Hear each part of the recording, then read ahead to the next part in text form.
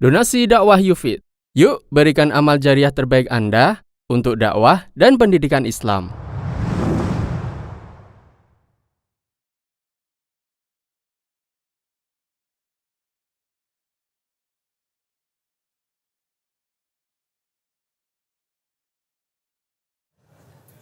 Bismillahirrahmanirrahim. Assalamualaikum warahmatullahi wabarakatuh. Alhamdulillahi ala ihsanihi wa syukru lahu ala taufiqihi wa amtinani. Asyhadu an la ilaha illallah wahdahu la syarika lahu ta'ziman li sya'nihi wa asyhadu anna Muhammadan abduhu wa rasuluhu da'ila ridwanih. Allahumma salli alaihi wa ala alihi wa ashabihi wa ikhwanih. Hadirin dan hadirat yang dirahmati oleh Allah Subhanahu wa taala. Alhamdulillah puji dan syukur kita panjatkan kepada Allah Subhanahu wa taala yang terus-menerus memberikan kita karunia, limpahan kenikmatan yang tiada henti-hentinya. Semoga salawat dan salam tercurahkan selalu kepada junjungan kita Nabi Muhammad sallallahu alaihi wasallam dan juga kepada keluarganya serta seluruh sahabat beliau tanpa terkecuali. Pada kesempatan kali ini kita akan membahas tentang tahapan-tahapan kehidupan setelah kematian, mulai dari meninggal dunia hingga sampai surga atau neraka. Tentunya pembahasannya tidak akan bisa detail ya, karena setiap tahapan-tahapan tersebut butuh pengajian secara tersendiri. Akan tapi saya hanya ingin berikan gambaran secara global bagaimana kehidupan seorang ya setelah dia meninggal dunia sampai di ujung masuk surga atau masuk neraka. Baik, maka pengajiannya kita beri judul ya, tahapan-tahapan dari kematian hingga surga atau neraka. Kita bisa membagi tahapan-tahapan tersebut menjadi beberapa tahapan. Yang pertama tentu kematian. Yang kedua alam barzakh atau alam kubur. Yang ketiga hari kebangkitan.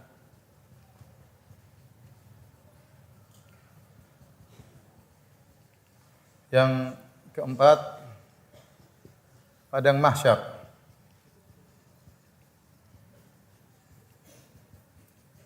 Yang di padang mahsyar ini ada beberapa perkara, di antaranya yang kelima adalah haud, al-haud, yaitu telaga Nabi sallallahu alaihi wasallam.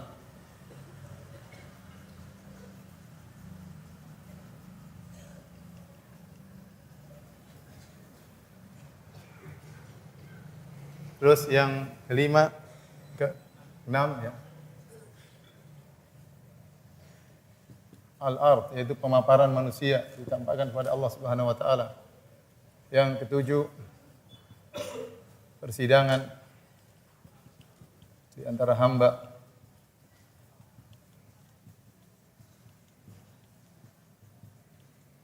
Yang kedelapan,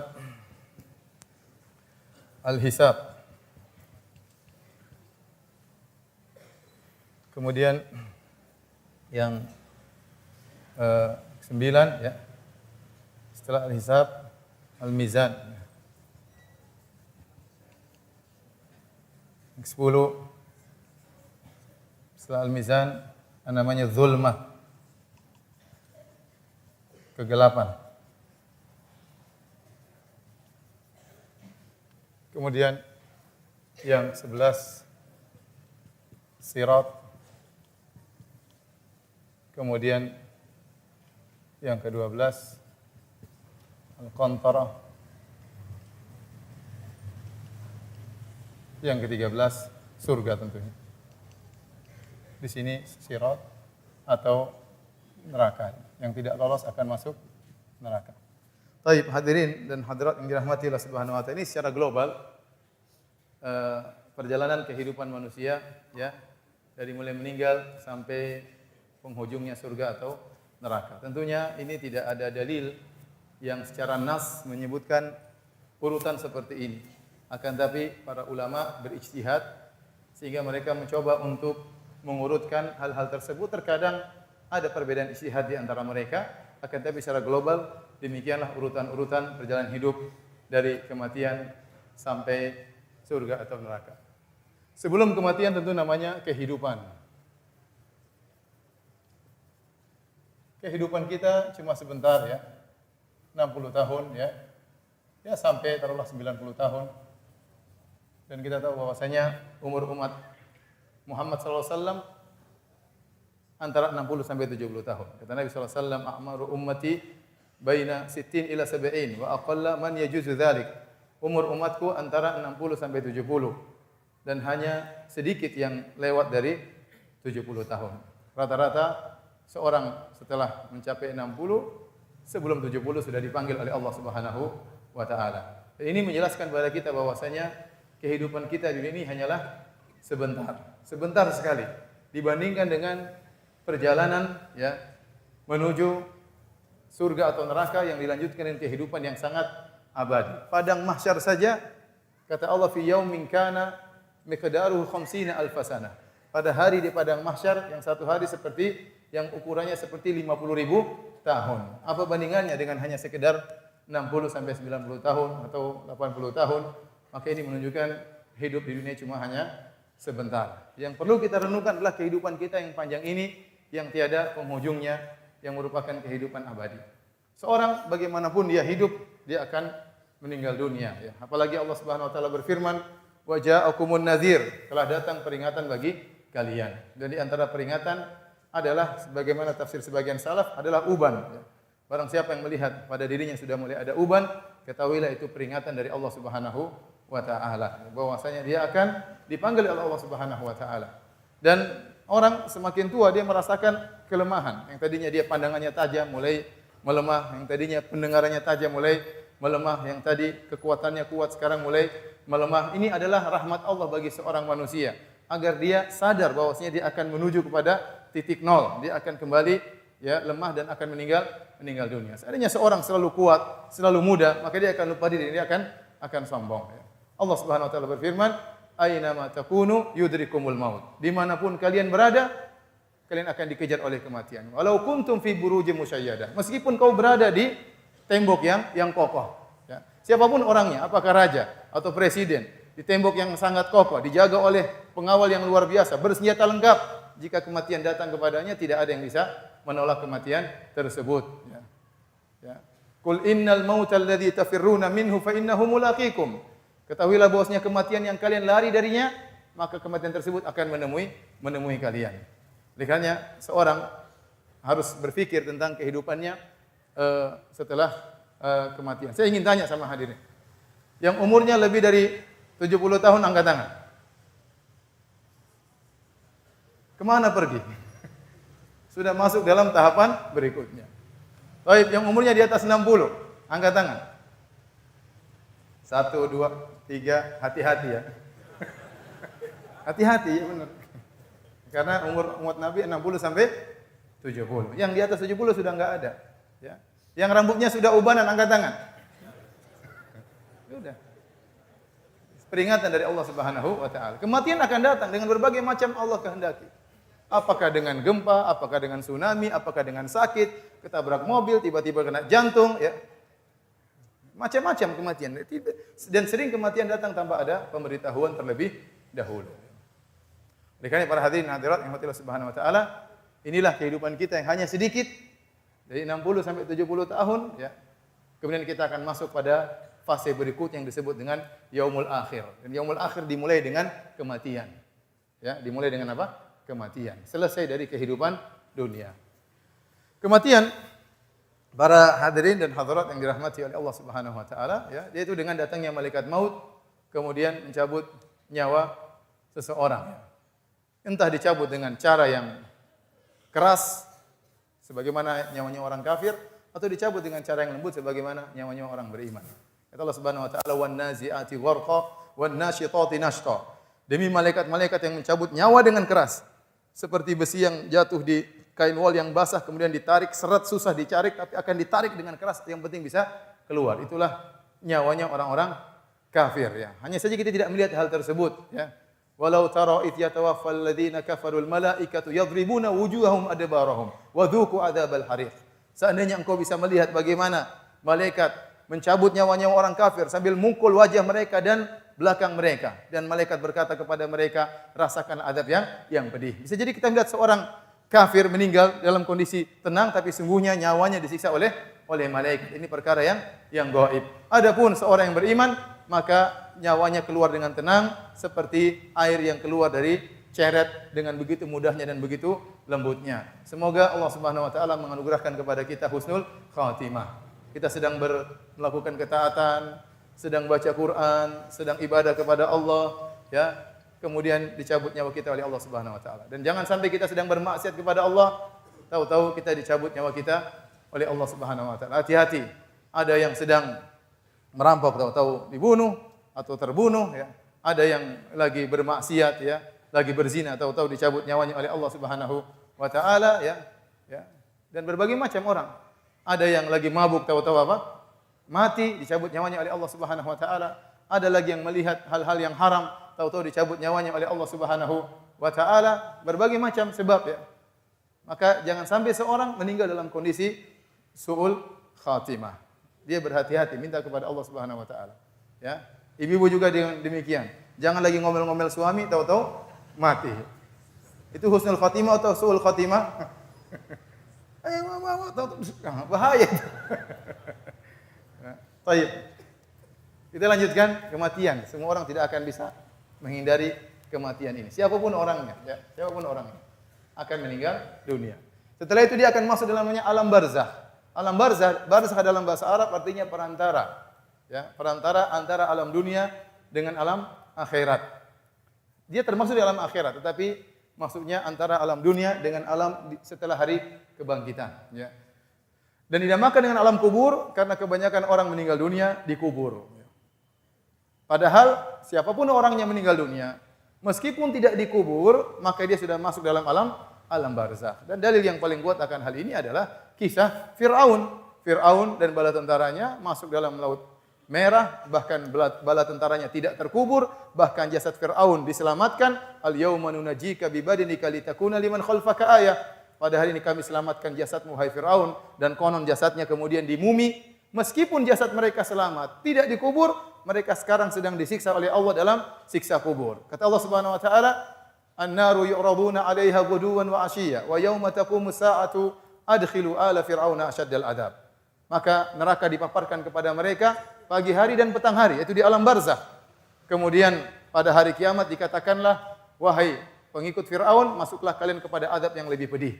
Jadi mereka nanti hari kiamat akan diadab dengan adab yang lebih pedih. Sekarang mereka sedang diadab di alam barzakh meskipun jasad mereka tidak dikubur. Oleh karena siapapun yang meninggal, apakah dimakan oleh ikan hiu, dimakan oleh ikan paus, ya, atau terbakar atau meledak tubuhnya, debunya berterbangan, bertaburan, ya. Dengan model apapun dia meninggal, maka dia akan masuk dalam satu alam namanya alam barzakh, ya. Namanya alam barzakh. Jadi tidak ada dalam Islam namanya ruh bergentayangan, enggak ada, ya. Ini mati kemarin dicekik orang, sekarang belum masuk alam barzakh, masih gentayangan, mencari siapa yang mencekiknya. Maka muncullah namanya gondruwo, munculnya namanya sundel bolong, yang paling indah namanya si manis jembatan Ancol. Tidak ada namanya ruh, tidak ada bergentayangan. Orang sudah meninggal, ruhnya akan masuk dalam namanya alam barzakh. Nah, di dalam alam barzakh, ya, dalam alam barzakh atau alam kubur, dia akan mengalami yang disebut dengan fitnah kubur.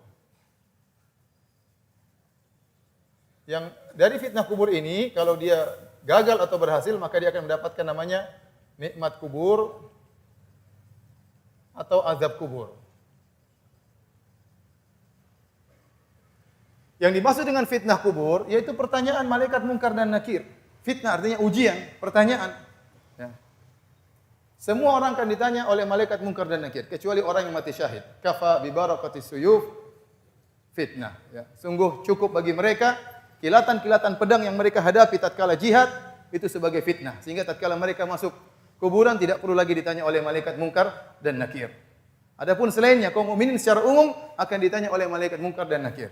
Pertanyaan cuma 3. Mar rabbuk? Siapa Tuhanmu? Wa madinuk? Apa agamamu? Ya. Wa man nabiyyuk? Siapa rasulmu? Siapa nabimu? Ya. 3 pertanyaan. Dan seorang menjawab tatkala itu bukan dengan hafalan tapi dengan keimanan. Oleh karena seorang minta kepada Allah, yutsabbitullahu alladziina aamanu bil qauli tsabiti fil hayatid dunya fil akhirah. Allah mengatakan bahwasanya Allah akan mengkokohkan perkataan orang yang beriman tatkala di dunia dan tatkala di akhirat. Di antaranya tatkala ditanya oleh malaikat Munkar dan Nakir, Allah akan kokohkan dia sehingga dia bisa menjawab, Tuhanku adalah Allah, agamaku adalah Islam, dan nabiku adalah Muhammad sallallahu alaihi wasallam. Bukan masalah hafalan. Kalau masalah hafalan semua orang bisa jawab. Orang kafir pun kalau kita tanya siapa Tuhannya umat Islam, mereka akan jawab Allah. Apa agamanya orang Islam? Orang kafir manapun tahu agamanya Islam. Siapa nabinya umat Islam? Semua orang kafir hafal. Bahwasanya nabinya orang Islam siapa? Muhammad. Ateis pun hafal, PKI pun hafal, semuanya hafal. Tetapi waktu ditanya oleh malaikat Munkar dan Nakir, mereka tidak bisa jawab kecuali keimanan. Kenapa? Begitu dahsyatnya, begitu mengerikannya malaikat Munkar dan Nakir, membuat mereka tidak bisa menjawab pertanyaan tersebut. Orang-orang munafik akan menjawab, sami'tu nas yaqulun, Orang munafik mereka kenal betul siapa Muhammad sallallahu alaihi wasallam. Tetapi waktu mereka ditanya, mereka pernah ingat file mereka ada tapi mereka buka file tersebut tidak mampu untuk membuka file tersebut. Sehingga mereka mencoba untuk mengingat mereka tidak mampu. Mereka tidak mampu. Akhirnya dihantam oleh malaikat Munkar dan Nakir, ya. Jadi menjawab pertanyaan malaikat Munkar dan Nakir adalah dengan keimanan, bukan dengan hafalan, ya. Jangan kasih masuk kertas dalam kuburan, contekan nanti tidak ada manfaatnya, enggak ada manfaatnya. Seorang hanya bisa jawab dengan apa? Dengan imannya. Kalau dia tidak bisa jawab, maka dia akan mendapatkan namanya azab kubur. Kalau dia bisa jawab, maka dia akan mendapatkan namanya nikmat kubur. Semoga Allah menganugerahkan kepada kita nikmat kubur. Hadirin yang dirahmati oleh Allah Subhanahu wa taala. Ya. Alam kubur adalah alam yang tersendiri, tidak bisa dikiaskan dengan alam-alam yang lain. Kita dalam kehidupan ini ada beberapa alam. Alam tidur ada. Alam nyata sekarang ada seperti sekarang ini. Ada namanya alam barzakh, ada namanya alam akhirat. Ini masing-masing alam tidak bisa dikiaskan dengan yang lainnya. Masing-masing punya spesifik yang tidak bisa dikiaskan dengan yang lainnya. Tidak usah kita berbicara tentang alam barzakh. Kita bicara tentang alam tidur. Alam tidur saja kita enggak ada yang bisa menjelaskan dengan ilmiah tentang apa itu namanya alam tidur. Tetapi seorang tatkala tidur dia merasakan hal-hal yang luar biasa. Terkadang dia bangun dalam kondisi ketakutan, terkadang keringat basah tubuhnya, ya. Terkadang dalam kondisi wajah berseri-seri, terkadang bahagia, terkadang mimpi indah, terkadang mimpi buruk, seakan-akan dia di alam nyata. Ternyata alam apa? Alam tidur. Ternyata alam tidur. Tiba-tiba seorang bermimpi dalam tidurnya dia berpoligami. Begitu dia bangun dia ketakutan, minta maaf sama istrinya. Maaf, tadi malam saya mimpi poligami. Dalam mimpi saja takut, apalagi di alam nyata. Baik. Ini alam tidak bisa dikiaskan. Nah, kebanyakan orang sesat dalam masalah alam barzakh karena mereka mencoba mengkiaskan alam barzakh dengan alam nyata. Dan itu kesalahan yang fatal. Karena tidak bisa dikiaskan antara alam yang satu dengan alam yang lainnya. Contoh dalam hadis Nabi SAW jelaskan bagaimana siksaan terhadap sebagian orang dalam alam barzakh. Waktu Nabi SAW dimimpikan bertemu dengan dua orang, kemudian Nabi SAW melihat ada seorang yang sedang duduk, kemudian satunya berdiri, kemudian mengambil besi kalub, besi yang tajam, kemudian merobek dari bibirnya sampai ke lehernya. Kemudian dia pindah merobek lagi sebelah sini. Kalau sini dirobek maka sini sudah sembuh. Dia pindah lagi ke sebelah sini, robek sini sembuh. Dan terus begitu sampai hari kiamat.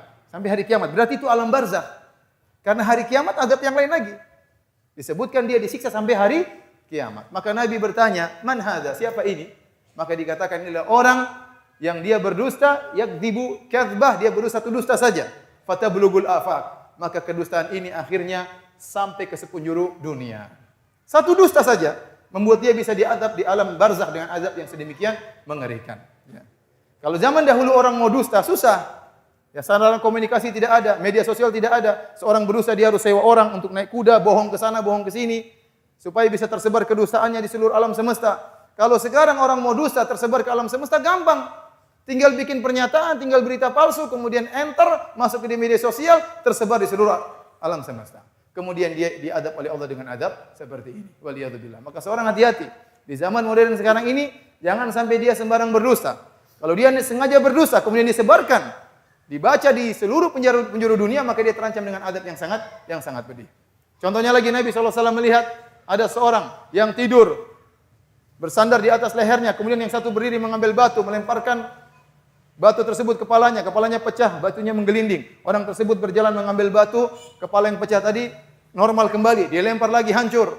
Terus demikian sampai hari kiamat. Nabi bertanya, "Man hada?" Siapa ini? Ini orang yang Allah ajarkan Al-Qur'an, di malam hari dia tidak baca sampai lupa, di siang hari dia tidak mengamalkannya. Maka diazab oleh Allah di alam barzakh. Satunya lagi Rasulullah melihat ada seorang yang di sungai darah. Dia berusaha untuk keluar dari sungai darah tersebut. Sementara di pinggir sungai ada orang megang batu, melempar dia, kemudian mengenai mulutnya, kemudian dia mundur lagi. Dia mau keluar lagi, mengenai mulutnya mundur terus sampai hari kiamat. Siapa ini? Dikatakan inilah pemakan riba, akilur riba, pemakan riba. Ada sungai darah. Yang satunya lagi Nabi SAW melihat sekelompok orang kemudian dikumpulkan dalam semacam tanur, yaitu tempat tungku yang besar, di bawahnya, di atasnya sempit. Laki telanjang, wanita telanjang dibakar di situ. Dibakar dari bawah, kalau sudah sampai ke atas apinya mati lagi, turun lagi, dibakar lagi, dan itu sampai hari kiamat. Mereka adalah lelaki pezina maupun wanita pezina. Itu semua alam barzakh.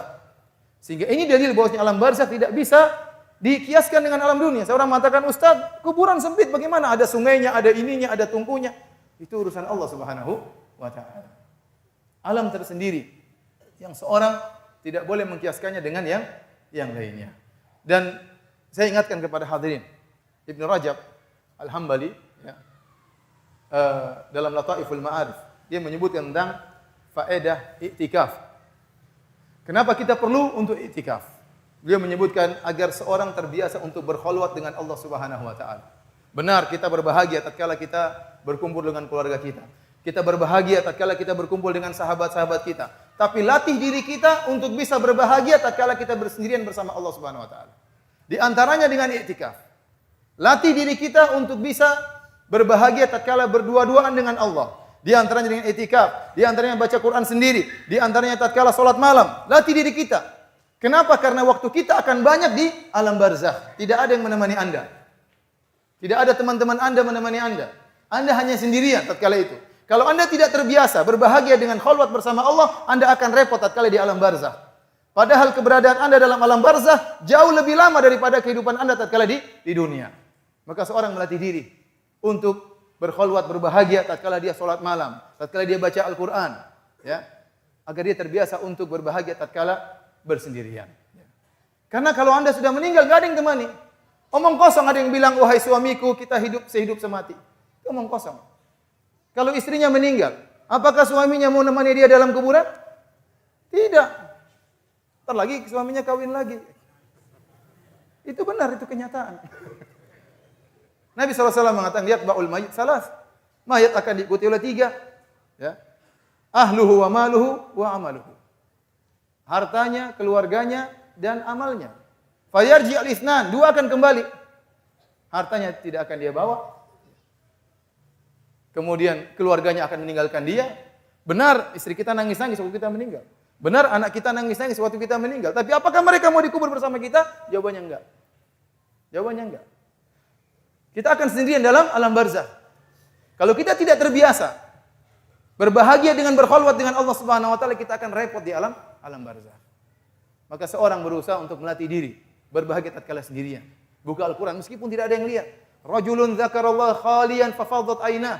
Seorang tatkala bersendirian dia ingat Allah, maka dia pun meneteskan kedua air matanya. Oleh karena para hadirin Allah Subhanahu wa taala, ini alam barzakh, maka ini waktu yang cukup lama seorang menanti sampai tiba hari kiamat kelak.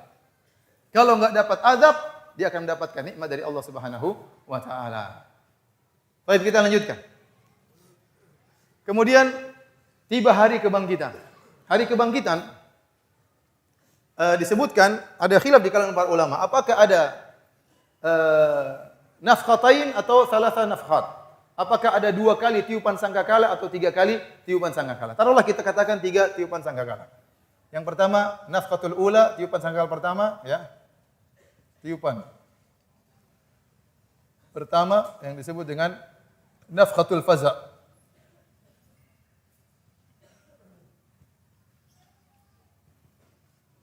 Kemudian tiupan yang kedua yang dikenal dengan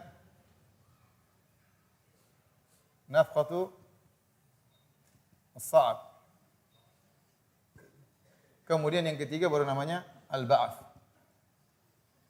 Nafkhatul ba'ats. Sebagian ulama berpendapat bahwasanya proses terjadinya hari kebangkitan dengan 3 tiupan sangkakala. Yang pertama namanya nafkhatul faza'. Tatkala sangkakala ditiup oleh malaikat Israfil, maka semua orang ketakutan, kaget. Pertanda akan terjadi perubahan di alam semesta ini. Wa yauma yunfakhu fis sur. Ya. Fa fazi'a man fis samawati wa man fil ardi illa man syaa Allah wa kullun atauhu dakhirin. Kata Allah Subhanahu wa taala, tatkala hari ditiupkan sangkakala, maka semua yang di langit dan di bumi ketakutan luar biasa, kecuali yang dikecualikan oleh Allah Subhanahu wa taala. Dan semua akan datang kepada Allah dalam kondisi rendah dan hina. Ya. Ini namanya nafkhatul faza'. Tatkala itu sangkakala maka orang ketakutan, maka terjadi namanya hari kiamat. Hari yang sangat mengerikan. Idza zulzilatil ardu zilzalaha. Tatkala bumi diguncangkan dengan sedahsyat-dahsyatnya. Wa kharajatil ardu athqalaha. Tatkala bumi mengeluarkan isi perutnya. Wa idzal biharu fujirat. Tatkala lautan meluap, lautan keluar, bukan cuma tsunami sampai seluruh muka bumi. Keluar lautan tersebut menutupi daratan. Kemudian apa? Wa idzal biharu fujirat. Setelah lautan tersebut keluar meluap, kemudian lautan tersebut berubah menjadi lautan api. Apa yang terjadi dengan bumi? Yang terjadi dengan gunung. Wa yas'alunaka 'anil jibal faqul yansifuha rabbi nasfa. Mereka bertanya kepada engkau tentang gunung, katakanlah gunung tersebut akan dihancurkan oleh Allah dengan sehancur-hancurnya. Wa taral jibala tahsabuha jamidatan wa hiya tamurru marra sahab. Engkau melihat gunung kelihatannya kokoh, maka pada hari kiamat akan diterbangkan seperti awan. Diterbangkan, dicabut dari pasaknya, kemudian ditabrakkan oleh Allah Subhanahu wa taala. Maka hancurlah gunung-gunung tersebut, la tara fiha iwajan wala amta. Kau tidak akan melihat ada lagi lembah maupun ya gunung, semuanya telah dihancurkan oleh Allah Subhanahu wa taala. Ya, idza sama'un fatarat, hari tersebut tatkala langit terbelah. Idza sama'un syaqqat, tatkala langit terbelah. Ya, kemudian kata Allah Subhanahu wa taala, wa idza kusyitat, ya kata Allah, langit tersebut kemudian ditarik oleh Allah Subhanahu wa taala seperti kulit dari hewan, kemudian dilepas oleh Allah Subhanahu wa taala dari tempatnya, dilepas oleh Allah Subhanahu wa taala. Setelah itu Allah melipat langit-langit tersebut, ya, was samawati matwiyatun bi yaminih. Maka langit-langit kemudian dilipat oleh tangan kanan Allah Subhanahu wa taala. Hari tersebut hari yang sangat dahsyat. Kata Allah Subhanahu wa taala, "Ya ayuhan nasu taqu rabbakum, inna zalzalatas saati syai'un 'adzim." Wahai manusia sekalian, takutlah kepada Rabb kalian. Sungguh gempa yang terjadi pada hari kiamat sangatlah dahsyat. Kita tidak berbicara gempa dunia yang sungguh mengerikan, yang sangat menakutkan. Kita bicara tentang gempa yang sangat dahsyat, jauh lebih dahsyat daripada apa yang kita alami di dunia ini. Itu gempa tatkala hari kiamat.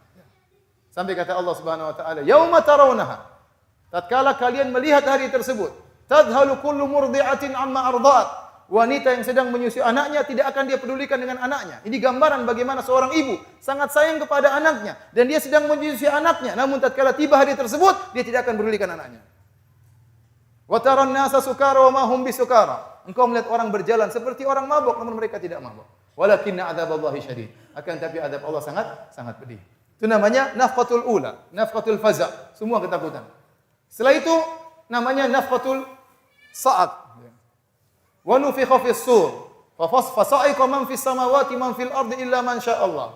Maka ditiupkan kedua kali oleh malaikat Israfil sangkakala tersebut. Maka semua yang ada di langit dan di bumi semuanya tewas, semuanya mati, kecuali yang dikecualikan oleh Allah Subhanahu wa taala. Ada yang bilang malaikat Jibril tidak ikut mati. Ada yang mengatakan hamalatul arsy yang memikul ya arsy Allah tidak mati. Ada yang mengatakan malaikat Israfil juga tidak mati. Ada yang mengatakan malaikat Israfil setelah meniup dia juga mati. Namun Allah menghidupkan dia kembali. Maka semuanya akan tewas. Kemudian setelah itu baru kemudian nafkhatul ba'ats. Kata Allah Subhanahu wa taala yaitu tiupan untuk membangkitkan manusia. Tsumma nufikha fihi ukhra fa idzahum qiyamun yanzurun. Kemudian ditiupkan sangkakala yang berikutnya, tiba-tiba manusia bangkit dari kuburan mereka sambil menunggu kedatangan Allah Subhanahu wa taala, ya. Ini yang disebut dengan hari kebangkitan. Hadirin dan hadirat yang dirahmati oleh Allah Subhanahu wa taala. Bagaimana kondisi manusia tatkala dibangkitkan? Kata Allah Subhanahu wa taala, "Khusya'an absaruhum yakhrujuna minal ajdathi ka'annahum jaradun muntashir." Mata mereka terbelalak ketakutan. Yakhrujuna minal ajdath, mereka keluar dari kuburan-kuburan, ka'annahum jaradun muntashir, seperti belalang yang bertaburan.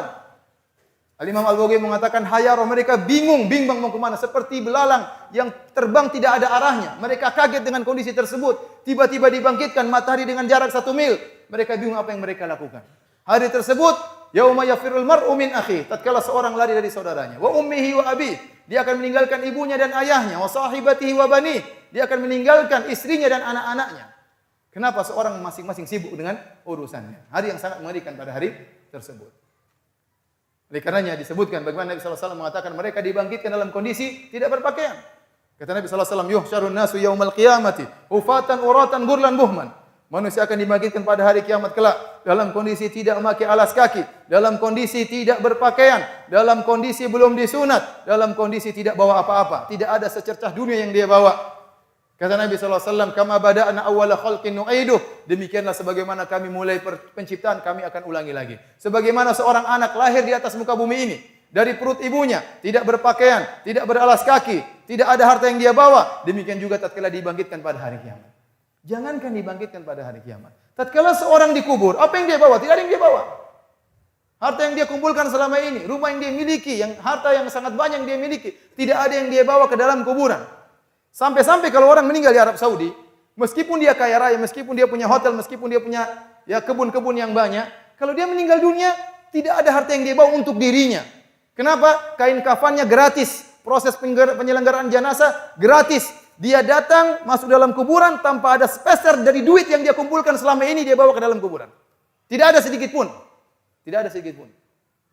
Dia masuk dalam kuburan, tidak ada yang dia bawa dari hartanya. Tidak bisa dia manfaatkan sama sekali. Bagaimana kita tatkala dia dibangkitkan?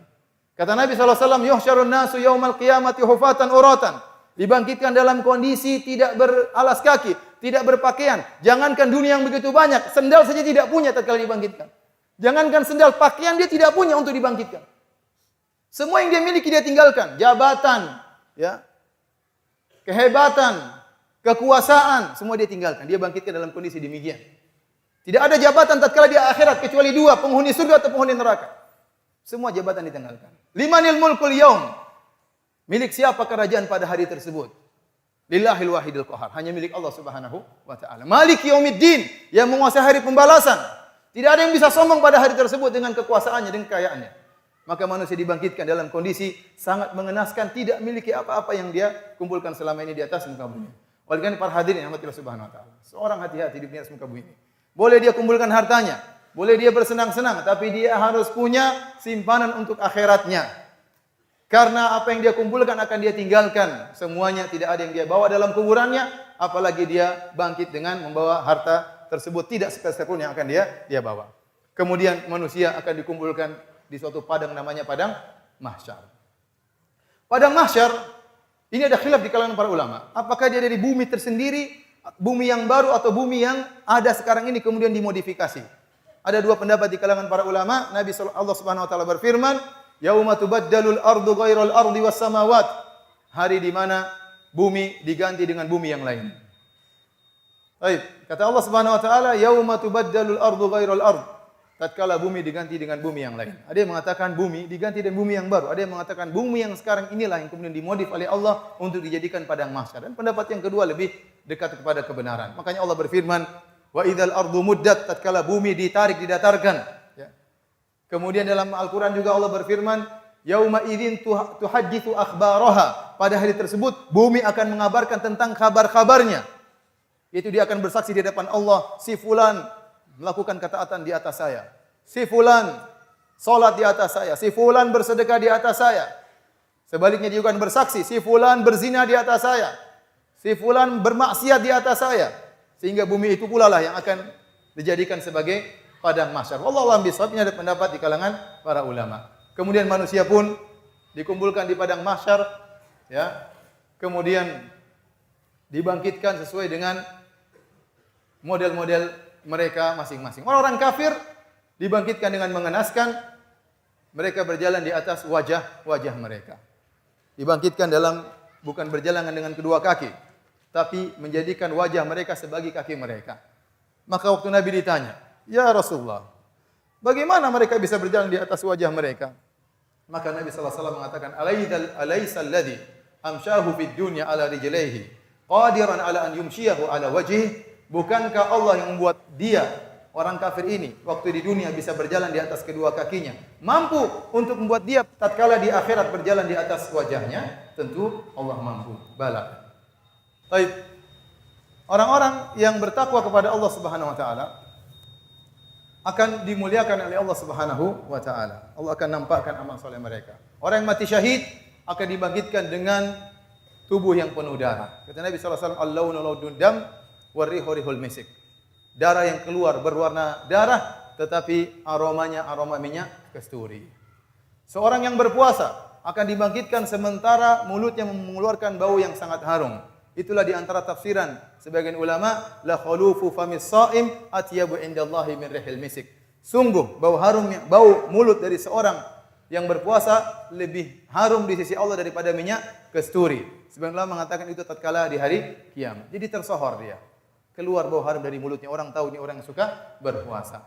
Orang yang suka azan maka akan dijadikan tinggi oleh Allah Subhanahu wa taala. Innal muadzdzinina atwalun nasi anaqan yaumal qiyamah. Sungguhnya orang tukang azan maka akan ditinggikan oleh Allah pada hari kiamat kelak. Kenapa? Tatkala di dunia mereka senantiasa meninggikan kalimat Allah Subhanahu wa taala. Maka pada hari tersebut mereka akan terlihat dari jauh dimuliakan oleh Allah Subhanahu wa taala. Dan demikian orang-orang yang berbuat kebaikan akan ditonjolkan oleh Allah Subhanahu wa taala pada hari kiamat kelak. Allah mencari-cari orang yang saling mencintai karena Allah. Ainal mutahabbuna bi jalali? Mana orang-orang yang saling mencintai karena aku, kata Allah Subhanahu wa taala. Yang menyambung persaudaraan bukan karena dunia, tapi benar-benar karena Allah, karena akhirat, maka pada hari tersebut Allah akan muliakan mereka. Allah akan sohorkan mereka. Yang selama ini mereka ikhlas, tidak mau tampil, Allah akan tampilkan mereka semuanya pada hari kiamat kelak. Adapun para pelaku maksiat, mereka juga akan dipermalukan oleh Allah Subhanahu wa taala. Contoh, seorang yang berdusta maka akan dipasang liwat di hadapan dia bendera menunjukkan inilah sang pendusta, inilah sang pengkhianat. Semua orang kenal orang ini pengkhianat. Orang yang suka minta-minta tanpa ada keperluannya, minta terus, tidak punya malu, maka pada hari kiamat kelak Allah akan datangkan dia dalam kondisi wajahnya wajah tengkorak, tidak ada dagingnya sama sekali. Kata Nabi sallallahu alaihi wasallam, "La tazalul mas'alatu bi ahadikum hatta yalqallaha yaumal qiyamah wa laysa ala wajhi muz'atu lahmin." Akan senantiasa seorang meminta sampai dia datang pada hari kiamat bertemu dengan Allah dalam kondisi wajahnya tidak ada dagingnya sama sekali. Demikian juga seorang yang sombong, kata Allah Subhanahu wa taala, yuhsyarul mutakabbiruna yaumal qiyamah ka'amthali dzar fi suwarir rijal yakshahumudz dzul min kulli makan. Orang-orang yang sombong pada hari kiamat akan dibangkitkan pada hari kiamat seperti ukurannya seperti semut. Bentuknya manusia tapi ukurannya seperti semut. Hampir diinjak oleh orang-orang, diliputi oleh kehinaan dari segala sisi. Di dunia selama ini dia sombong dengan jabatannya, sombong dengan hartanya, sombong dengan nasabnya, sombong dengan pangkatnya. Maka pada hari kiamat selama di dunia dia merasa besar, di dunia di akhirat Allah akan jadi kecil seperti semut, hampir diinjak oleh manusia-manusia yang lain. Demikian juga orang yang poligami tidak adil, hati-hati. Kata Nabi SAW, "Man kanat lahu imra'atani, famala ila ihdahuma, jaa yaumal qiyamati wa shiqquhu ma'il." Barang siapa yang punya dua istri, kemudian dia condong kepada salah satunya, maka datang pada hari kiamat badannya miring sebelah. Hati-hati. Kalau antum poligami ternyata tidak adil, antum akan dipermalukan oleh Allah pada hari kiamat kelak. Siapa si fulan? Jenggotnya panjang, celananya cingkrang, kok badannya miring? Ada apa gerangan dengan dia? Dia tidak adil waktu di dunia. Tapi kalau Anda adil, jangan khawatir. Anda akan jalan dengan tegak, mungkin dibopong oleh istri kanan dan istri kiri. Azan kah? Belum. Baik, hadirin yang dirahmati Allah Subhanahu wa taala. Pada hari tersebut matahari turun tuduna syams, jarak satu mil. Maka manusia bercucuran keringat luar biasa. Bercucuran keringat luar biasa. Semakin tinggi iman mereka, semakin sedikit keringat yang bercucuran. Minhum man yablughuhul araq ila ka'baihi. Di antara mereka ada yang keringatnya sampai di kedua mata kakinya. Di antara mereka ila rukbataihi, yang keringatnya sampai kedua lututnya. Di Di antara mereka ila haqawai, sampai kepada pinggangnya. Wa minhum wan man yuljimul araqu iljaman. Dan di antara mereka ada yang keringatnya sampai di mulutnya. Jadi ini menunjukkan panas yang amat terik sampai keringat bercucuran sedemikian rupa. Sementara orang tidak mati-mati tatkala itu. Namun di sana ada orang yang berbahagia yang dinaungi oleh Allah dengan naungan arsy Allah. Tidak ada naungan pada hari tersebut kecuali naungan arsy Allah Subhanahu wa taala. Di antaranya orang yang rajin bersedekah. Kata Nabi sallallahu alaihi wasallam, "Kullu mri'in tahta dhilli shadaqatihi yaumil qiyamah." Setiap orang akan dinaungi oleh sedekahnya pada hari kiamat kelak. Semakin dia banyak bersedekah, naungannya semakin besar baginya. Demikian juga di antaranya 7 golongan yang Allah naungi mereka fi yaumil la dhilla illa dhilluh. 7 golongan yang Allah naungi mereka yang tidak ada naungan kecuali naungan Allah Subhanahu wa taala. Sebagaimana telah antum ketahui. Yang pertama imamun adil, imam yang adil.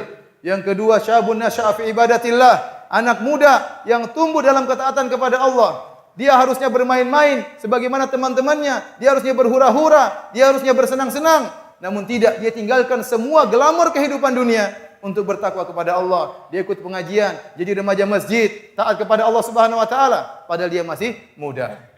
Yang ketiga, rajulani tahabba fillah, ijtama alaihi wa tafarraqa alaihi. 2 orang yang saling mencintai karena Allah. Mereka berkumpul karena Allah dan mereka berpisah karena Allah, bukan karena dunia, tapi karena Allah Subhanahu wa taala. Yang keempat, rajulun qalbuhu mu'allaqun bil masajid. Seorang yang hatinya senantiasa rindu ke masjid. Ini orang luar biasa. Dia rindu untuk dikumandangkan azan. Dia rindu untuk bersimpuh di hadapan Allah Subhanahu wa taala. Tidak seperti sebagian kita tatkala ke masjid dengan hati yang malas. Mendengar azan bangun dengan susah payah. Orang ini tidak. Dia rindu kapan dikumandangkan azan. Dia rindu untuk sujud kepada Allah Subhanahu wa taala. Inilah orang yang dinaungi oleh Allah Subhanahu wa taala. Rajulun qalbuhu mu'allaqun bil masajid. Orang yang hatinya selalu rindu kepada masjid Allah Subhanahu wa taala. Yang kelima, rajulun da'atu imra'atun dzatu mansibin wa jamalin faqala inni akhafullah. Seorang lelaki yang dirayu oleh seorang wanita yang cantik jelita dan punya kedudukan, kaya raya, tapi dia takut kepada Allah. Dia berkata, aku takut kepada Allah Subhanahu wa taala. Ini laki-laki sangat hebat. Diuji oleh wanita yang cantik, kemudian kaya raya. Antum enggak pernah saya rasa. Siapa juga cewek cantik mau rayu-rayu antum? Apalagi cantik dan kaya raya. Sebagian orang dirayu sama pembantunya, dirayu sama orang jelek, dia KO. Iya, dia berzina. Padahal yang rayunya perempuan biasa saja, lebih cantik istrinya. Dia KO dengan rayuan tersebut. Bagaimana lagi dengan perempuan yang cantik dan kaya raya? Di SMS, di WhatsApp, dikirim foto. Dia tidak simpan untuk merojaah, tidak. Dia hapus, dia blokir ini orang tersebut. Sebagian orang diganggu sama cewek, disimpan fotonya. Istrinya ngomel-ngomel, dia merojaah itu cewek. Bukan saya ya, jangan. Baik hadirin dan hadirat Allah Subhanahu wa taala. Dia takut kepada Allah. Kenikmatan sesaat zina. Apa dia mau lakukan kemudian dia mengorbankan kenikmatan abadi surga? Tentu tidak. Orang yang berakal tidak akan melakukan demikian. Faqala inni akhafullah. Aku takut kepada Allah Subhanahu wa taala. Yang keenam, rajulun tasaddaqa bi yaminihi fa akhfaha hatta la ta'lama shimaluhu ma tunfiqu yaminuhu. Seorang yang bersedekah dengan tangan kanannya, kemudian dia sembunyikan sampai tangan kirinya tidak tahu apa yang disedekahkan oleh tangan kanannya. Dia ikhlas luar biasa, tidak pernah menceritakan amal solehnya, tidak pernah pamer dengan amal solehnya. Sekarang musibah zaman sekarang, semua orang men-share seluruh amalan yang dia lakukan. Semua orang tahu, saya tidak berbicara tentang orang awam, bahkan sebagian dai kerjaannya men-share amal soleh yang dia lakukan. Pencitraan, murid-muridnya mencitrakan dia dan dia setuju dengan pencitraan tersebut. Bahkan sebagian dai menukil pujian orang lain terhadap dirinya. Ini adalah riya. Kalau ini bukan riya, tidak ada lagi riya di atas muka bumi ini. Sekarang zamannya men-share, mengabarkan tentang amal soleh yang kita lakukan. Padahal Nabi SAW bersabda, "Man istata'a minkum an yakuna lahu khabi'un min amalin saleh falyaf'al." Barang siapa yang mampu untuk punya amalan soleh yang tersembunyi, maka lakukanlah. Dan yang ketujuh, rajulun dzakarallaha khaliyan fafadat ainah. Seorang tatkala bersendirian, dia ingat kepada Allah Subhanahu wa taala, maka kemudian dia pun menangis. Orang-orang ini yang dinaungi oleh Allah Subhanahu wa taala, orang beriman, mereka merasakan di padang mahsyar dengan waktu yang singkat sebagaimana penjelasan para ulama. Adapun orang-orang kafir, para pelaku maksiat, mereka akan merasakan padang mahsyar dengan waktu yang lama. Fi yaumin kana miqdaru 50,000 sanah. Hari yang rasanya seperti 50.000 tahun. Siapa yang kuat di hari tersebut? Hari yang sangat dahsyat yang kata Allah Subhanahu wa taala, "Yauma yaj'alul wildana syiba." Hari di mana anak-anak kalau melihat hari tersebut, maka rambut mereka akan menjadi beruban karena ketakutan yang amat dahsyat. Baik, dikumpulkanlah manusia di padang mahsyar. Tatkala mereka dalam kondisi sangat payah dan parah, maka mereka minta agar Allah segera datang untuk memulai persidangan. Maka saat itulah ada namanya asy-syafa'atul uzma. Asy-syafa'atul uzma. Sebelumnya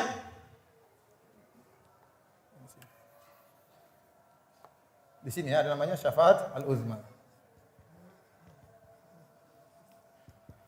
Sebagian ulama berpendapat sebelumnya bahwasanya di padang mahsyar ada namanya al-haud, telaga.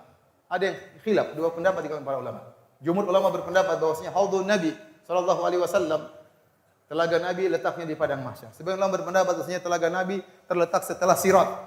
Intinya khilaf. Al-Imam Al-Bukhari lebih condong bahwasanya telaga terletak setelah sirat, ya. Adapun jumhur ulama berpendapat bahwasanya telaga letaknya tatkala di padang mahsyar. Sebagaimana Nabi sallallahu alaihi wasallam mengatakan, "Ana faratukum 'alal haud." Aku akan mendahului kalian di telaga Nabi sallallahu alaihi wasallam. Kemudian kata Nabi, "Likulli nabiyyin haudun." Setiap nabi ada telaganya. Nabi datang ke telaga Nabi sallallahu alaihi wasallam dan mempersilahkan umatnya yang sedang penuh kehausan untuk minum dari telaga Nabi sallallahu alaihi wasallam. Adapun umat-umat yang lain yang ingin menghampiri telaga Nabi, maka Nabi usir. Baik, kita lanjutkan pengajian kita. Ya. Para hadirin dan hadirat Allah Subhanahu wa taala, maka manusia sangat kepanasan di padang mahsyar karena jarak matahari cuma 1 mil.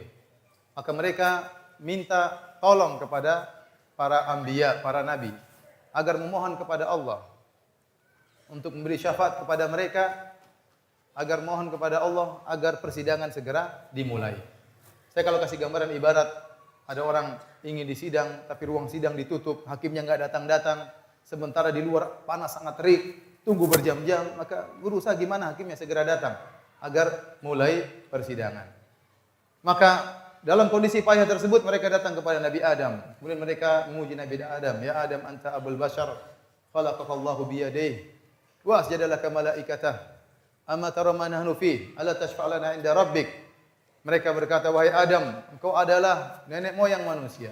Allah ciptakan engkau dengan kedua tangannya langsung dan Allah menyuruh malaikat sujud kepadamu. Tidakkah kau lihat?" Ya, jadi mereka sebutkan kehebatan Adam supaya Adam pede untuk minta syafaat kepada Allah Subhanahu wa taala. Disebutkan kemuliaan Adam. Tidakkah kau lihat kondisi kami? Kami ini cucu-cucumu. Tidakkah kau beri syafaat bagi kami di sisi Allah? Apa kata Adam alaihissalam? "Inna rabbi qad ghadiba al-yawma ghadaban lam yaghdab mithlahu qablahu wala ba'dahu." Sungguhnya Rabbku sedang murka pada hari ini. Tidak pernah Allah murka sebelumnya seperti ini, dan Allah tidak murka sesudahnya setelah ini. Dan sungguhnya aku telah melanggar pohon yang dilarang oleh Allah untuk aku mendekatinya. Kemudian kata Nabi Adam, "Nafsi, nafsi." Nafsi, nafsi itu artinya apa? Artinya saya juga butuh syafaat. Saya juga butuh syafaat. Sebagian orang menerjemahkan ya masing-masing. Enggak, bukan begitu terjemahannya. Terjemahannya nafsi, nafsi, saya juga butuh syafaat. Saya juga butuh syafaat. Bukannya Adam tidak mempedulikan mereka. Ya, Adam tidak egois, ya urusan saya sendiri, ente sendiri. Enggak. Tapi Adam mengatakan nafsi, nafsi, jiwaku juga butuh dengan syafaat. Idhabu ila ghairi. Pergilah kalian kepada nabi yang lain. Idhabu ila Nuh. Pergilah kalian kepada Nuh. Mereka pergi kepada Nabi Nuh. Nabi Nuh juga minta uzur, tidak bisa beri syafaat. Kemudian mereka pergi kepada Nabi Ibrahim. "Wahai Ibrahim, engkau kasih Allah," dan seterusnya mereka puji. Nabi Ibrahim juga tidak bisa beri kasih syafaat. Nabi Ibrahim mengatakan, "Saya pernah berusaha 3 kali." Ya. Padahal dosa-dosa yang dilakukan oleh nabi-nabi ini, itu semua sudah diampuni oleh Allah. Mereka sudah bertobat. Namun mereka tetap tidak pede untuk minta syafaat, untuk ngomong kepada Allah, "Ya Allah, datanglah mulai persidangan." Mereka tidak berani. Kemudian mereka pergi kepada Nabi Musa. Nabi Musa berkata, "Inni qataltu nafsan lam umar bi qatliha." Sungguh aku pernah membunuh satu jiwa yang aku dilarang untuk membunuhnya. Nabi Musa ingat lagi dosanya. Padahal dosanya sudah diampuni oleh Allah Subhanahu wa taala. Dia tidak pede untuk berbicara kepada Allah. Pergilah kepada nabi yang lain, kepada Nabi Isa. Nabi Isa juga menolak sampai kepada Nabi Muhammad sallallahu alaihi wasallam. Maka Nabi Muhammad sallallahu alaihi wasallam sujud di bawah arsy Allah Subhanahu wa taala, lantas memuji Allah dengan pujian-pujian yang kata Nabi, "Aku belum bisa memuji Allah sekarang dengan pujian-pujian tersebut." Ada pujian-pujian indah yang sekarang Nabi pun tidak bisa. Nabi hanya bisa tatkala di padang mahsyar, tatkala Nabi ingin memberi syafaat bagi umatnya. Baru Allah ajarkan tatkala itu. Maka Nabi memuji Allah Subhanahu wa taala dengan pujian-pujian yang indah. Lantas Allah berkata, "Ya Muhammad irfa' ra'sak wasal tu'tah washfa' tusyaffa'." Wahai Muhammad, angkatlah kepalamu dari sujudmu. Mintalah kau akan dikabulkan, berilah syafaat. Maka itulah disebut dengan syafaatul uzma, yaitu yang kata Allah Subhanahu wa taala, ya. Wa minal laili fatahajjad bihi nafilatan lak asa ayyab'ataka rabbuka maqaman mahmuda. Semoga Allah membangkitkan engkau dalam kedudukan yang mulia, yaitu tatkala syafaatul uzma, tatkala seluruh nabi menolak, tidak pede untuk beri syafaat kepada manusia. Maka datanglah Allah, wa jaa rabbuka wal malaku saffan saffa. Datanglah Rabbmu dan malaikat bersaf-saf menyambut kedatangan Allah Subhanahu wa taala, maka dimulailah persidangan. Hadirin dan hadirat yang dirahmati Allah Subhanahu wa taala. Maka disebut dengan al-ard, yaitu manusia dipaparkan seluruhnya di hadapan Allah Subhanahu wa taala. Tidak ada yang bisa sembunyi. Karena padang mahsyar, ya, kata Nabi sallallahu alaihi wasallam, la ma'lama fiha li ahad. Tidak ada tanda apapun di atas padang mahsyar tersebut. Tidak ada gunung, tidak ada lembah, tidak ada pohon, tidak ada rumah, tidak ada yang bisa bersembunyi. Semuanya kelihatan oleh Allah Subhanahu wa taala. Semua nampak dilihat oleh Allah Subhanahu wa taala. Yaumahum barizun. Semuanya nampak kelihatan. Tidak ada yang tersembunyikan di sisi Allah Subhanahu wa taala. Maka mulailah namanya persidangan di antara para hamba. Yang punya masalah disidang oleh Allah Subhanahu wa taala. Dan Allah Maha Adil. Oleh karenanya, sebagaimana dijelaskan oleh para ulama, yang dibangkitkan oleh Allah bukan cuma manusia, hewan-hewan juga dibangkitkan agar Allah menunjukkan Allah Maha Adil. Kata Allah Subhanahu wa taala, "Wa idzal wuhushu husyirat", tatkala binatang-binatang buas dikumpulkan di padang mahsyar. Wa ma min dabbatin fil ardi wala ta'irun yatiru bi janaihi illa umamun amsalukum ma farratna fil kitabi min syai' thumma ila rabbihim yuhsyarun. Kata Allah, tidaklah setiap binatang dan burung, ya, kecuali mereka adalah umat-umat seperti kalian, dan mereka akan dikembalikan kepada Allah Subhanahu wa taala. Dijadikan dalil oleh para ulama bahwasanya hewan-hewan juga akan dibangkitkan oleh Allah pada hari kiamat kelak. Untuk apa? Untuk menjalani qisas. Makanya dalam Sahih Muslim dari Abu Hurairah radhiyallahu anhu, Nabi SAW bersabda, "La tu'addunnal huquqa ila ahliha yaumal qiyamah hatta yuqada li syatil jalha min asyatil qarna." Sungguh kalian akan mengembalikan hak-hak kalian kepada pemiliknya. Hak-hak akan dikembalikan kepada pemiliknya sampai-sampai Allah akan mengkisos kambing yang bertanduk yang di dunia pernah mentanduk kambing yang tidak bertanduk. Allah akan kisos hewan-hewan tersebut. Bukan berarti hewan ini setelah dikisos akan masuk surga atau masuk neraka, tidak. Setelah itu, setelah dikisos, Allah mengatakan kuni turaba, jadilah kalian sebagai tanah. Tapi Allah akan tunjukkan, jangankan hak di antara manusia, hak di antara hewan saja Allah kembalikan. Kalau hak di antara kambing yang bertanduk dengan kambing tidak bertanduk, Allah urus pada hari kiamat, apalagi hak manusia. Antum ambil apapun, antum akan kembalikan pada hari kiamat kelak. Kalau harta antum diambil, yakinlah akan dikembalikan oleh Allah pada hari kiamat. Sekarang seorang ngambil hak orang, menjatuhkan hak orang, melanggar hak orang lain, cuek, tidak peduli, pada hari kiamat akan dikembalikan. Contoh sederhana, tanah saja, lihat tanah. Tanah, sampai satu tanah, sertifikatnya sampai 2, 3, 4, banyak. Orang bukan ngerampas 1 jengkal lagi, 1 hektar dia rampas. Ini siksaannya kayak apa? Man iqtata'a ardan shibran zulman, barang siapa yang mengambil sejengkal tanah karena kezaliman, tuwiqahu yaumal qiyamah sab'a aradin, dia akan dikalungkan dengan 7 lapis bumi pada hari kiamat kelak. Orang sekarang ngambil tanah banyak. 1000 meter, 2000 meter, patok, bikin sertifikat. Kalau ditegur, ya akhi, ini sudah ada yang miliki, sudah ada sertifikatnya. Biasa sertifikat banyak. Bumi ini 7 lapis, 1 lapis, setiap lapis ada sertifikatnya. Dan itu mengerikan. Hari kiamat akan berbahaya orang-orang seperti ini. Maka orang akan disidang. Di sinilah orang-orang sangat mengerikan. Yang pertama disidang oleh Allah Subhanahu wa taala di antara manusia adalah fid dima, masalah darah. Masalah darah, masalah pemukulan, masalah ya, pertumpahan darah. Maka yang terbunuh akan menggeret orang yang bunuhnya. Dia datang kepada Allah, "Ya Allah, hadza fulan qatalani." Ya Allah, si fulan ini pernah membunuh saya di dunia. Allah sidang pada hari kiamat. Semuanya disidang.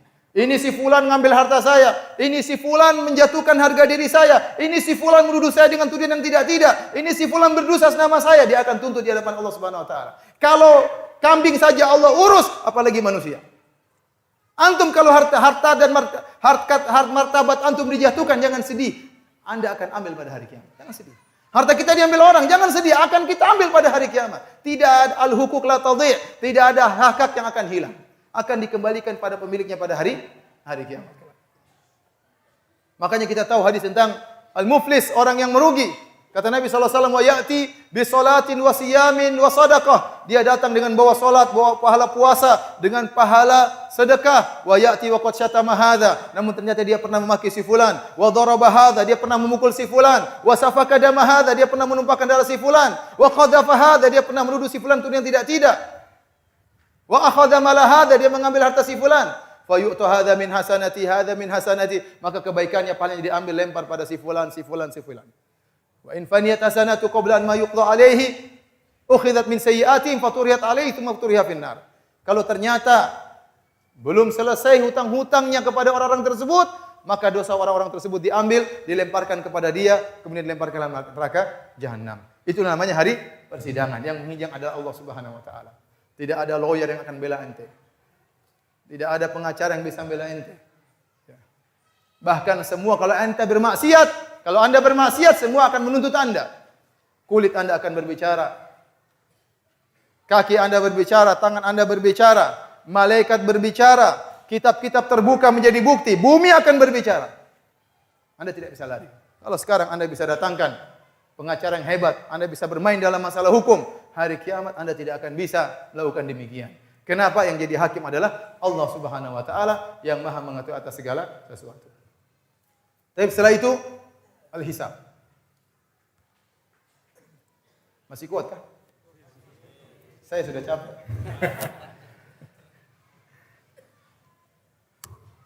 Baik. Hadirin, setelah itu namanya hisab. Hisab ini kalau bahasa kita namanya audit. Mengaudit amalan kita, semua diaudit, diklasifikasikan. Ya. Mana debit, mana kredit. Mana amalan soleh, mana amalan maksiat. Dihisab oleh Allah Subhanahu wa taala. Dan hisab, kata para ulama ada dua. Ya. Yang namanya hisaban yasiran. Al-ard atau hisab yasir. Yang kedua namanya munaqasyah. Orang-orang beriman akan dihisab dengan hisab yasir. Hisab yang ringan. Apa maksud hisab yang ringan? Yaitu Allah akan panggil dia berdua dengan Allah, tidak dipermalukan di hadapan orang lain. Kemudian Allah akan bukakan sebagian dosa-dosa dia. Bukankah kau pernah melakukan demikian? Bukankah melakukan demikian? Kata dia, benar ya Allah. Benar ya Allah. Benar ya Allah. Hatta idza dhanna annahu qad halak, sampai dia menyangka dia akan binasa, maka Allah mengatakan, inni qad satartuha 'alaika fid dunya. Sungguh dosa-dosamu ini aku tutupi tatkala kau di dunia. Tidak aku ungkap dosa-dosa tersebut. Maka pada hari ini aku akan ampuni dosa-dosamu. Ini namanya hisaban yasir. Semoga Allah menghisab kita dengan hisab yang yasir. Allah tidak panjang-panjang, Allah tidak bongkar seluruhnya, hanya sebagian sampel-sampel. Agar hamba tahu betapa kasih sayang Allah kepada dia. Bahwasanya di dunia Allah tutup aib-aibnya. Kalau Allah bongkar saja 10 aibnya, tidak ada yang duduk dengan dia. Dan sekarang di akhirat Allah ampuni dosa-dosanya. Maka itu namanya hisab yasir. Adapun orang-orang yang binasa, maka mereka akan dimunaqasyah. Munaqasyah maksudnya disidang oleh Allah Subhanahu wa taala. Yang Nabi SAW bersabda, "Man nuqishal hisab udzib." Barang siapa dimunaqasyah oleh Allah, dia akan tersiksa. Tersiksa. Kenapa? Allah akan audit secara detail. Tidak ada yang ditinggalkan oleh Allah, baik yang besar maupun yang kecil, semuanya diungkap oleh Allah Subhanahu wa taala. Kau pernah begini, kau pernah begini, kau pernah begini, kau pernah begini, semua diungkap. Dan dia diaudit seperti itu, dia akan tersiksa. Tersiksa tatkala diaudit. Bayangkan kalau kita dipanggil orang, kemudian di hadapan orang, jaksa kemudian mengatakan hakim, kau pernah begini, jaksa itu mengatakan kau begini, dibongkar catatannya banyak sekali. Ya, ini sangat memalukan, ini sangat menyiksa dirinya. Kemudian yang kedua siksaan, dia akan masuk neraka jahanam. Waliyadzubillah. Ya. Semoga kita dihisab dengan hisab yang yasir. Dan lebih daripada itu, semoga kita masuk surga tanpa hisab. Semoga kita masuk surga tanpa hisab. Taib, setelah diaudit, maka kemudian tatayur suhuf. Penerimaan apa? Catatan amal.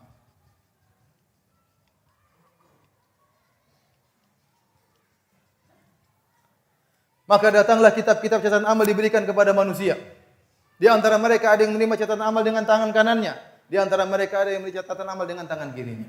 Adapun orang yang menerima catatan dengan tangan kanannya, maka itu orang yang bahagia. Kata Allah Subhanahu wa taala, "Wa amma man utiya kitabahu bi yaminih, fayaqulu ha umqra'u kitabiyah, inni dhanantu anni mulaqiyah." Fahuwa fi 'ishatir radiyah fi jannatin 'aliyah qutufuha daniyah. Kata Allah Subhanahu wa taala, adapun orang yang menerima catatan amal dengan tangan kanannya, itu ibarat rapot yang dia terima. Rapot dari amal kegiatannya selama di dunia. Allah berikan dengan catatan dengan tangan kanan dia terima. Maka dia bangga, dia buka catatan amalnya, ternyata isinya indah. Maka dia katakan, ha umqra'u kitabiyah, bacalah ini hasil rapotku, inilah ijazahku selama ini. Isinya semua indah, nilainya baik, dia bangga, dia katakan kepada manusia, bacalah catatan amal. Saatnya dia berbangga, saatnya dia menang, saatnya dia bahagia. Pantas jika dia bangga tatkala itu. Inilah rapot dia. Apa kata dia? Inni dhanantu anni mulaqiyah. Kenapa saya berhasil? Karena saya di dunia saya yakin saya akan bertemu dengan Allah Subhanahu wa taala. Maka saya siapkan diriku untuk bertemu dengan hari ini, hari hisabku. Maka ini orang yang sangat berbahagia tatkala itu. Adapun yang satunya, wa amma man utiya kitabahu bishimali. Wa yaqulu ya laitani lam uta kitabiyah wa lam adri ma hisabiyah, ya laitaha kanatil qadiyah, ma aghna anni maliyah, halaka anni sultaniyah.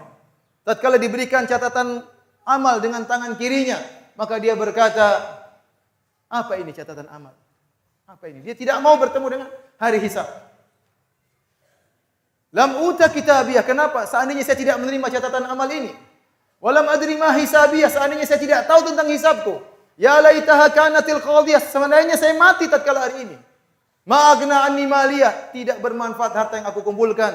Halaka anni sultaniyah. Kekuasaanku tidak bermanfaat pada hari tersebut. Dia menyesal. Dalam ayat yang lain, wa amma man utiya kitabahu wara'a dhahri fasawfa yad'u thubura wa yasla sa'ira innahu kana fi ahli masrura innahu dhanna alla yahur. Adapun orang yang menerima catatan amal dari belakangnya, maka ada khilaf di kalangan para ulama bagaimana dia menerima catatan amal dari belakang. Ada yang mengatakan caranya begini, belakang dan tangan kiri. Ada yang mengatakan tangannya masuk kemudian tembus ke belakang, dia terima catatan amal dari belakang dan sekaligus dengan tangan kirinya. Maka pada hari tersebut dia akan mencela-cela dirinya, mengatakan celaka aku. Kata Allah, innahu kana fi ahlihi masrura. Dia dulu di dunia hanya bersenang-senang. Innahu dhanna alla yahur. Dia menyangka dia tidak akan dikembalikan, berfoya-foya dengan dunia yang dia miliki. Dia lupa bahwasanya hidup dia cuma sebentar. Dia lupa bahwasanya hartanya akan dia tinggalkan. Maka dia celaka pada hari tersebut. Setelah mereka menerima catatan amal, kata Allah, Iqra' kitabak kafa bi nafsika al-yawma 'alaika hasiba. Bacalah catatan amal. Terbuka. Tidak mau dia buka, terbuka sendiri dia akan baca. Tatkala itu orang yang bermaksiat, orang kafir, maka mereka akan menyesal dengan penyesalan yang luar biasa. Kemudian mereka berkata, "Mali hadzal kitabi la yughadiru saghiratan wala kabiratan illa ahsaha." Kitab apa ini? Tidak ada satupun yang tidak tercatat. Semuanya tercatat. Yang kecil maupun yang besar, semuanya tercatat. Wa wajadu ma amilu hadira. Ya, maka mereka pun mendapati catatan amal mereka hadir di hadapan mereka. Baik, kita singkat cerita, mereka menerima catatan amal, setelah itu baru kemudian al-mizan. Hari penimbangan. Dalam hadis-hadis, timbangan ada yang ditimbang adalah catatan amal. Ada yang ditimbang adalah amalnya. Ada yang ditimbang adalah orangnya. Namun ini semua tidak ada perselisihan kata para ulama, semuanya kembali kepada amal saleh. Contoh dalil bahwasanya yang ditimbang catatan amal seperti hadis Sahibul Bitaqah yang didatangkan ya, wa yunsyar lahu 99 sijillan, dibukakan bagi dia 99 catatan amal keburukan. Kemudian dia punya kartu la ilaha illallah. Kemudian ditimbang ternyata lebih berat la ilaha illallah. Ini berarti ditimbang apa? Catatan amalnya. Ada dalil yang timbang adalah amalnya, seperti sabda Nabi sallallahu alaihi wasallam, walhamdulillahi wa subhanallah alhamdulillah tamla'ul mizan. Subhanallah alhamdulillah akan memenuhi timbangan. Contoh kata Nabi sallallahu alaihi wasallam, kalimatani khafifatani 'ala lisani, thaqilatani fil mizani, ya, habibatani ila rahman. Dua kalimat yang ringan di lisan, dicintai oleh Allah, namun berat di timbangan. Yaitu kalimat apa? Subhanallah bihamdi, subhanallah azim. Contoh amal soleh ditimbang, kata Nabi sallallahu alaihi wasallam, "Ma min syai'in athqalu fi mizanil mu'min yaumil qiyamah min husnil khuluq." Tidak ada yang lebih berat pada hari kiamat dalam timbangan seperti beratnya akhlak yang mulia. Akhlak mulia itu paling memberatkan timbangan. Murah senyum, mudah memaafkan, tidak sombong, tawadhu, menghargai pendapat orang lain, mendengarkan pendapat orang lain, itu akhlak yang mulia. Itu timbangannya sangat berat pada hari kiamat kelak. Kemudian ada dalil orang yang ditimbang. Seperti dalam hadis bahwasanya ada orang kafir datang dalam bentuk yang sangat besar, namun pada hari kiamat tidak ada nilai timbangannya sama sekali.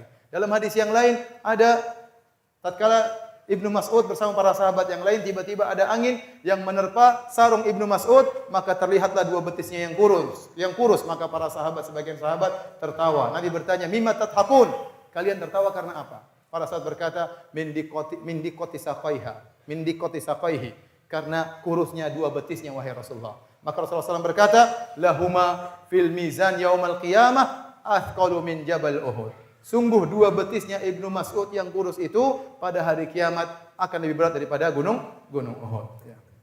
Taib, timbangan itu punya dua sifat di sisi Allah. Yang pertama sifat timbangan adalah adil. Wa nada'u mawazinal qista yaumal qiyamah. Kami letakkan timbangan yang adil pada hari kiamat kelak. Yang kedua, detail. Sangat detail, sedikit pun semuanya ditimbang. Wa may ya'mal mithqala dzarratin khairan yarah. Barang siapa yang melakukan kebajikan meskipun sedikit pun, maka dia akan melihat hasilnya. Wa may ya'mal mithqala dzarratin syarran yarah. Barang siapa yang melakukan keburukan sebesar seringan zarrah pun, sekecil apapun, mereka akan melihat hasilnya. Dan zarrah itu sesuatu yang sangat kecil. Ada yang mengartikan semut kecil, ada yang mengartikan adalah butiran pasir yang kita ambil kalau kita pulkan tanah kita di tanah, ada kotoran kita ambil satu butir, itu namanya zarrah. Ada yang mengatakan partikel-partikel kalau kita buka jendela, ada partikel-partikel kecil kita ambil satu, itu namanya zarrah. Kalau ada kebaikan, keburukan sekecil itu akan ada hasilnya pada hari kiamat kelak. Luqman berkata kepada anaknya, "Ya bunayya, innaha in takum mithqala habbatin min khardalin fatakum fi sakhratin aw fis samawati aw fil ardi ya'ti biha Allah." Wahai putraku, sungguhnya amal kebaikanmu atau amalmu buruk atau baik, meskipun hanya seringan biji sawi, fatakum fi sakhratin, meskipun amalmu tersebut tersembunyikan dalam batu, tidak ada yang lihat, di tengah-tengah batu yang besar.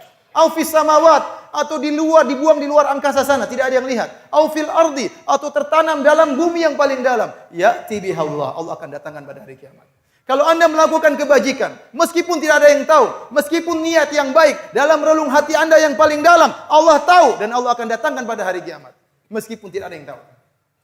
Tapi kalau Anda melakukan kemaksiatan, meskipun semua orang tidak ada yang tahu, Allah akan datangkan pada hari kiamat kelak.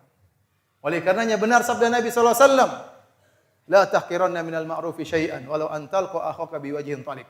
Jangan kau meremehkan kebaikan apapun meskipun hanya senyum tatkala bertemu dengan saudara. Kenapa? Timbangan Allah Maha Adil, kebaikan apapun tidak ada yang sia-sia. Sekecil apapun tidak ada yang sia-sia.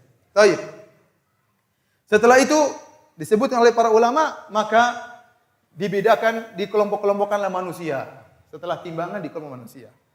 Wamtazul yauma ayyuhal mujrimun. Maka terpisahlah wahai orang-orang jahat. Ya. Usyurul ladzina zalamu wa azwajahum. Kumpulkanlah orang-orang zalim berserta dengan pasangan-pasangannya. Yahudi dengan Yahudi, Nasrani dengan Nasrani, munafik dengan munafik. Ya. PKI dengan PKI. Ya. Dikumpulkan masing-masing. Koruptor dengan koruptor, orang-orang zalim dengan orang zalim. Ateis dengan ateis, dikumpulkan seluruhnya masing-masing. Yang sombong dengan orang-orang sombong, yang sombong dengan jabatannya, dikumpulkan orang sombong dengan jabatannya. Yang sombong dengan hartanya, dikumpulkan orang sombong dengan hartanya. Dikumpulkan berkelompok-kelompok. Kemudian datang namanya az-zulmah, kegelapan. Tiba-tiba Allah menjadikan tempat tersebut gelap gulita. Kemudian Allah menyuruh mereka untuk melewati sirat. Apa itu sirat? Sirat adalah jembatan yang diletakkan di alamat ini jahannam, diletakkan di atas neraka jahanam. Dan kita neraka jahanam sangat luas. Bahkan dalam hadis, dalam neraka jahanam ada matahari, ada rembulan. Buat apa? Agar orang-orang yang menyembah matahari dan rembulan merasa menyesal ternyata yang mereka sembah juga dalam neraka jahanam. Bukankah dalam hadis Nabi pernah mendengar bunyi batu jatuh? Apa itu? Batu yang jatuh ke dasar neraka jahanam sejak 70 tahun yang lalu. Berarti neraka itu sangat dalam dan sangat luas. Nah, kalau antum tahu neraka jahanam sangat dalam dan sangat luas, berarti sirat juga sangat panjang. Sementara sirat itu dalam sifatnya adaku minas sya'ar wa ahaddu minas saif. Lebih tipis daripada rambut dan lebih tajam daripada pedang. Kemudian di sampingnya ada kalalib, ada besi-besi yang siap mencabik-cabik orang yang melewatnya. Seorang butuh cahaya untuk bisa lewat sirat tersebut. Kalau dia tidak punya cahaya, dia akan terjatuh sementara dia harus lewat. Maka tatkala itu orang-orang musyrikin, orang-orang kafir, orang-orang ateis, penyembah berhala, semuanya langsung masuk neraka, tidak perlu lewat sirat. Makanya kata para ulama, yang lewat sirat hanya orang KTP-nya Islam. Hanya orang mukmin sama orang munafik. Orang munafik KTP-nya Islam. Kemudian semuanya sudah masuk neraka jahanam. Tinggal orang-orang munafik sama orang mukmin. Tatkala itu berpisah antara orang munafik dengan orang mukmin. Kemudian keduanya dikasih cahaya oleh Allah Subhanahu wa taala. Orang-orang munafik sudah senang dapat cahaya. Tiba-tiba Allah cabut cahaya mereka. Yukhadi'una Allah walladzina amanu. Wa ma yakhda'una illa anfusahum. Mereka menipu Allah tatkala di dunia, menipu orang yang beriman. Seakan-akan mereka beriman, ternyata mereka tidak beriman. Ternyata hati mereka benci dengan syariat Islam. Ternyata mereka benci dengan jilbab. Ternyata mereka benci dengan hukum qisas. Ternyata mereka benci dengan syariat Nabi Muhammad SAW. Mereka tidak ridho Muhammad sebagai Nabi mereka. Mereka tidak ridho hukum-hukum Nabi sebagai hukum mereka. Adapun kita dianjurkan untuk membaca zikir pagi petang. Raditu billahi robba wa bil islami dina wa bi Muhammadin nabiyya. Kita ridho Allah sebagai Tuhan kita. Kita ridho Islam sebagai agama kita. Kita ridho Muhammad sebagai Nabi kita. Kita ridho dengan hadis-hadis Nabi. Kita ridho dengan sabda-sabda Nabi. Ada orang-orang benci dengan syariat Islam, tapi KTP-nya apa? Islam. Maka pada hari tersebut, mereka dikasih cahaya. Mereka sudah senang, tiba-tiba Allah matikan cahaya mereka. Sementara orang-orang beriman, cahayanya tetap menyala. Maka mereka mengatakan, "Unduruna naktabis min nurikum." Wahai orang beriman, tunggu kami ingin ambil cahaya kalian. Alam nakum ma'akum, bukankah kami dulu bersama kalian orang beriman? Kata orang beriman, qalu bala walakinnakum fatantum anfusakum wa tarabbastum wartabatum wa gharratkumul amani wa hatta jaa amrullah wa gharrakum billahil gharur. Benar kalian dulu bersama kami. Kalian KTP-nya sama-sama Islam. Kalian salat Id sama kami. Kalian salat bersama kami. Kalian puasa bersama kami. Tapi kalian menanti-nanti jatuhnya Islam. Wa tarabbastum, kalian nunggu Islam kapan jatuh. Kalian bahagia kalau Islam itu jatuh. Kalian terpedaya sampai datang waktunya kalian meninggal dunia. Maka tatkala itu mereka pun tidak bisa mendapatkan cahaya dan akhirnya mereka terjerumus dalam neraka jahanam. Tinggal orang beriman yang melewati sirat. Sebagian ada yang diberikan cahaya setinggi gunung, sebagian diberikan cahaya setinggi pohon korma, sebagian mereka diberi cahaya hanya sekejap sekecil lampu di ujung jempol mereka. Kalau lampunya nyala mereka berjalan, kalau lampunya padam dia berhenti, tidak berani jalan. Salah langkah, jembatan sangat tipis langsung masuk dalam neraka jahanam. Sebagian mereka berjalan dengan begitu cepat seperti kejapan mata, seperti cahaya kilat. Ada yang seperti ka'ajawidil khail, seperti kuda yang cepat berlari. Ada yang seperti onta yang berlari. Sesuai dengan keimanan mereka masing-masing. Di antara mereka ada yang tidak selamat. Nabi SAW duluan selamat. Nabi berkata, Allahumma sallim sallim. Ya Allah selamatkan, selamatkan, selamatkan. Namun tidak semua umat Muhammad akan selamat. Tidak semua umat Muhammad mendapatkan syafaat Nabi tatkala itu. Sebagian mereka terjatuh dalam neraka jahanam. Tatkala lewat, tahu-tahu dicabik oleh besi, kemudian dijatuhkan dalam neraka jahanam, masuk dalam neraka jahanam. Sebagian mereka tatkala lewat, dicabik-cabik oleh oleh besi-besi tersebut, terpotong tangannya, terpotong kakinya, namun dia bisa selamat. Kata para ulama, mereka itulah orang-orang yang punya dosa namun tidak mengharuskan mereka masuk neraka. Cukup mereka diadab tatkala di atas apa? Sirat. Sehingga akhirnya mereka pun selamat. Yang tidak selamat masuk dalam neraka jahanam.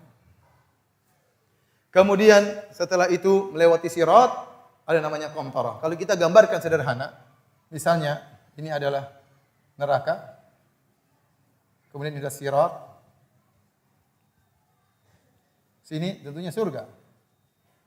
Maka setelah itu ada namanya qantarah. Di sini namanya qantarah. Qantarah ini ada khilaf di kalangan para ulama. Apakah dia kelanjutan dari sirat, tapi bukan di atas neraka, dia di pelataran surga. Ada yang mengatakan jembatan tersendiri, namun bukan di atas neraka jahanam. Intinya kaum mukminin yang berhasil lolos dari sirat dikumpulkan di qantara. Buat apa? Untuk dibersihkan hati mereka. Mungkin yang masih jengkel-jengkelan, masih ngambek-ngambekan, yang mungkin tadi disidang oleh Allah marah-marahan. Allah bersihkan hati mereka. Wa naza'na ma fi sudurihim min ghillin ikhwanan ala sururin mutaqabilin. Allah cabut kejengkelan dari hati mereka sehingga mereka menjadi saudara-saudara yang saling berhadap-hadapan. Sehingga seorang mau surga dalam hatinya bersih, tidak ada kejengkelan sama sekali. Ya. Tidak ada kejengkelan sama sekali. Ya. Maka tidak benar waktu ada seorang bertanya kepada saya, Ustaz, saya tidak mau ajak istri saya masuk surga. Kenapa? Takut diomelin sama istrinya di surga. Mau kemana mas? Main sama bidadari. Sini dulu bidadari. Itu enggak ada di surga.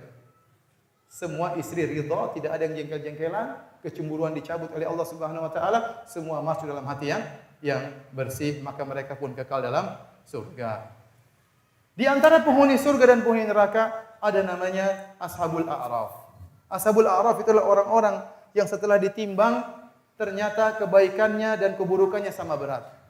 Yang Allah sebutkan dalam surat Al-A'raf, yaitu suatu tempat yang tinggi antara surga dan neraka. Ada yang mengatakan adalah sur, pagar, ada yang mengatakan bangunan.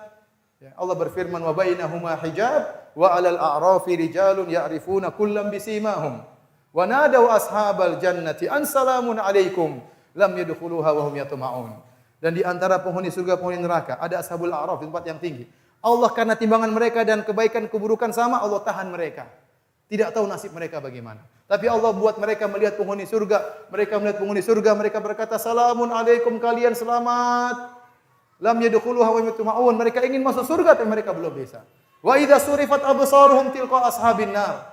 Kemudian mereka dibuat melihat penghuni neraka jahanam. Mereka melihat penghuni neraka jahanam disiksa. Qalu rabbana la taj'alna ma'al qaumidz zalimin. Ya Allah, janganlah Engkau jadikan kami termasuk orang-orang yang zalim. Akhirnya mereka ditahan dalam waktu yang ditentukan oleh Allah Subhanahu wa taala. Setelah itu mereka pun masuk surga. Demikian para hadirin, hadirat yang rahmatillah Subhanahu wa taala, kajian kita. Semoga Allah Subhanahu wa taala maafkan dosa-dosa kita, mengumpulkan kita di surganya kelak bersama Nabi dan para sahabat radhiyallahu taala ajmain. Demikian, tidak ada tanya jawab. Subhanakallah bihamdik, asyhadu alla ilaha illa anta, astaghfiruka wa atubu ilaik. Assalamualaikum warahmatullahi wabarakatuh. Donasi dakwah Yufid. Yuk berikan amal jariah terbaik Anda untuk dakwah dan pendidikan Islam.